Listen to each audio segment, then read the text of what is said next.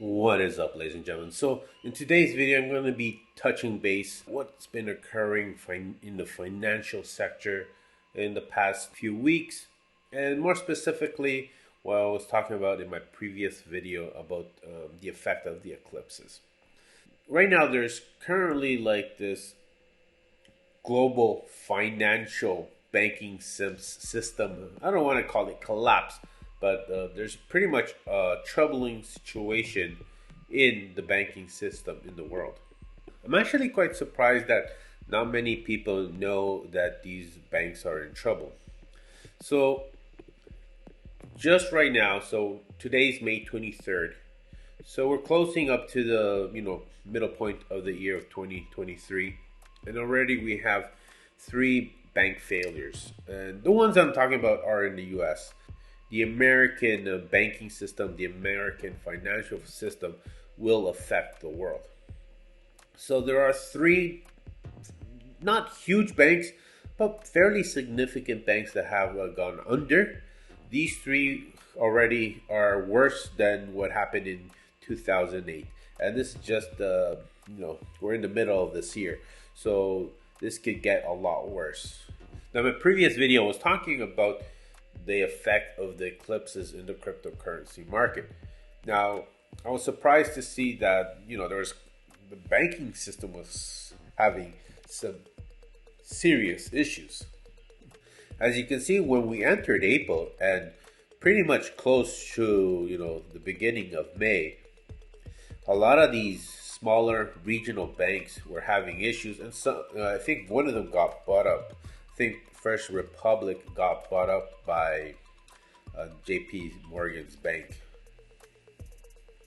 This definitely could be coincidence, but during that eclipse season, as some people like to call it, where we had that solar eclipse and then a lunar eclipse, during that time, there was a lot of issues in the banking system, and there was a lot of worries that a bigger bank could collapse, and that would bring the whole economy down.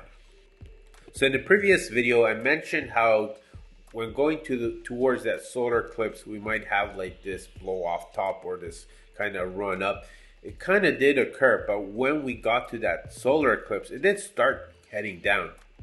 And what I was getting the consensus of most astrologers, or what I was kind of understanding of what some of these astrologers were saying, is that in between these eclipses, Bitcoin will kind of be neutral, so there won't be that much of a movement. So it did somewhat move a little up, but it was kind of almost flat. And then once we got into that, closer into that, or even after that lunar eclipse, we can see that BTC did eventually start moving down. So currently, I'm pretty open-minded of what might occur in the next few weeks. So now, some astrologers have been saying that the value of Bitcoin cryptocurrencies will be heading down in the end of May, beginning of June. I can definitely see that occurring. It kind of already happening, but there's still a chance that we might move up. Now, I'm open to both possibilities, as if we can start heading down in that $20,000 area or even lower, would be a great buying opportunity.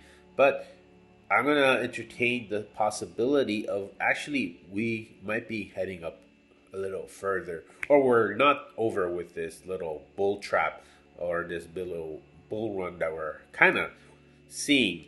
As you can see, we have higher highs and higher lows. Until that structure is broken, I can still see that we might be creeping up. So when will I be expecting it to kind of top? So I'm just going to be looking in the past, and I'm pretty much thinking June might be a good month where we might have that bull trap. So let's go back.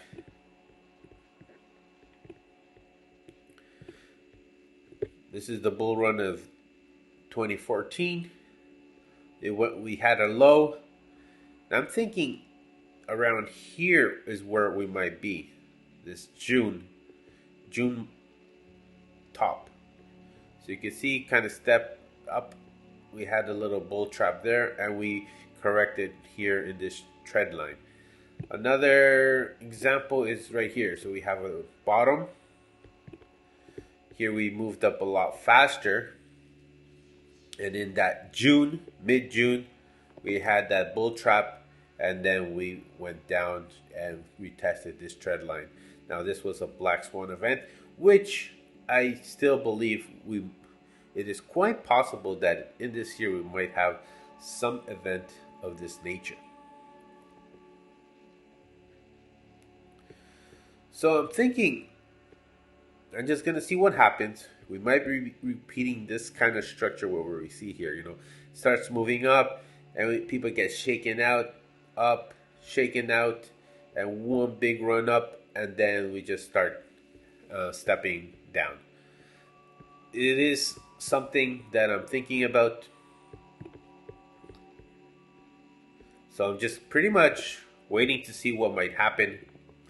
If we start moving down, I'll be patient and see if we can get a little lower, maybe $20,000.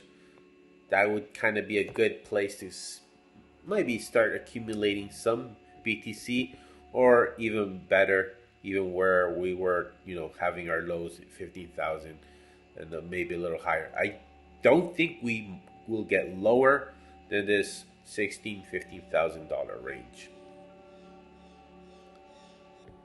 Now, I've heard of astrologers, people that talk about cycles, that September, October could be quite significant dates where we might have something unexpected occur that might bring significant changes to the world.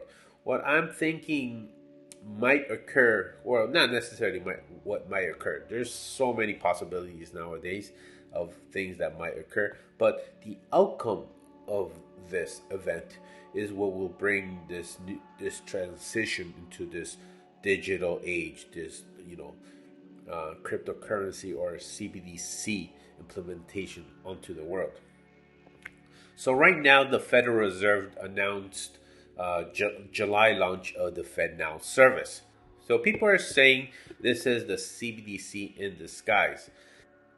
Now, also the Canadian government is also looking into the CBDC, and they're actually asking their citizens to take the survey on what they think about this digital currency.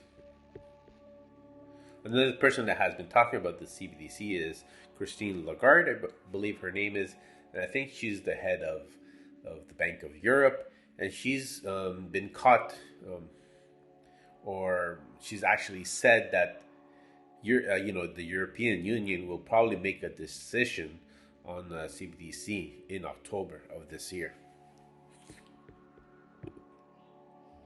So the last thing I want to mention is this whole debt ceiling, and they're probably going to extend it or bring the ability to borrow more money into who knows how many more trillions. They're already at 30 trillion in debt, and they're running out of money, and they need more money, and they're going to raise the debt ceiling so they can actually have more liquidity or be able to pay their debts as well.